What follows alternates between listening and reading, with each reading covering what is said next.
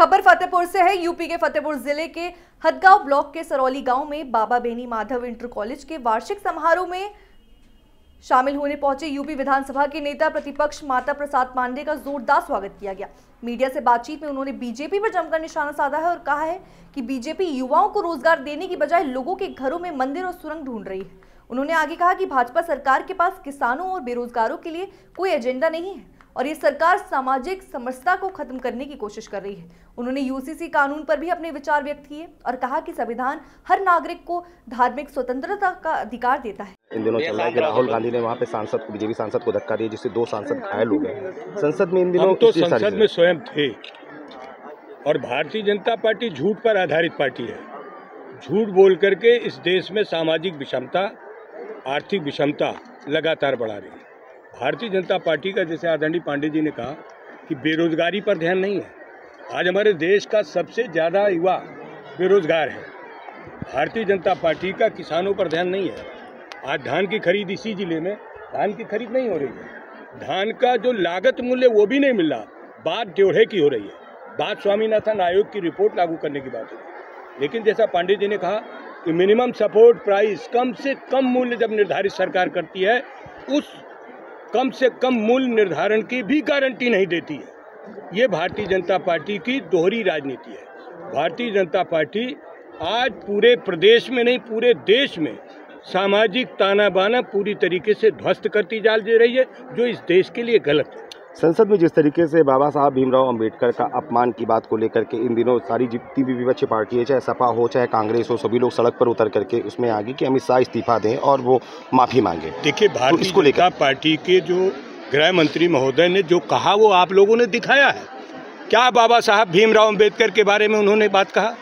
ये तो सरासर अपमान है। हमारे देश के कानून बनाने वाले, हमारे देश के मजबूत बनाने वाले, उन पर इस तरीके की अभद्र टिप्पणी होगी। इसी बात से लेकर पूरे देश के लोग आहत हैं कि हमारे पूज्य बाबा साहब भीमराव अंबेडकर संविधान निर्माता का अपमान किसी भी कीमत पर बर्दाश्त नहीं होगा। संसद में और विधानसभा में इन दिनों बीजेपी का ये कहना है कि जिस तरीके से समाजवादी पार्टी के लोग आतंकवाद हैं और बहुत सारी चीज़ें हैं, तो उसमें किस तरीके की बत्तियाँ हैं? ऐसा है, समाजवादी पार्टी जो भी गरीबों के लिए और दलित, पिछड़े, शोषित, अल्पसंख्यक के लिए बात करती है, तो भाजपा जो पूंजीवादी पार्टी है उसको दिख रही है, बहुत बुरा लगता है। वो नहीं चाहती है कि लोग उत्थान की बात समाजवादी पार्टी करें। उस प्रतिशोध में हम लोगों को कभी आतंकवादी कह देते हैं, जबकि उनके यहाँ पूंजीवादी व्यवस्था में इन गरीबों के उत्थान की कोई बात नहीं है। पर सपा सांसद द्वारा कहा गया है कि भाजपा के लोग आतंकवादी हैं, इसको कैसे देखते हैं? सपा सांसद तो हमें सपा सांसद के द्वारा कहा जा रहा है। कौन सपा सांसद बताओ। अब आपके सांसद ही हैं जिन्होंने कल उसमें इस तरीके की चर्चा की कि भाजपा के लोग उसमें आतंकवादी हैं। देखिए, इसके बारे में हम नहीं कह सकते कि क्या है, वो क्या है क्या नहीं है। वो तो आप उनके कार्यकलापों से देख सकते हैं, जान सकते हैं क्या।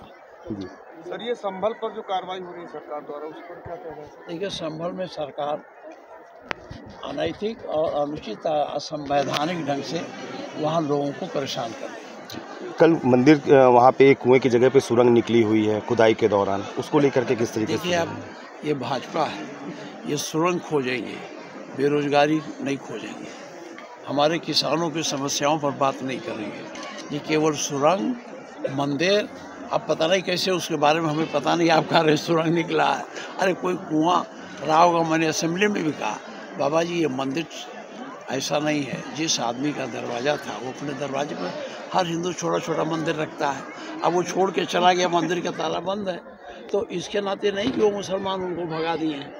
ये सब सुरंग और ये सब भाजपा की ये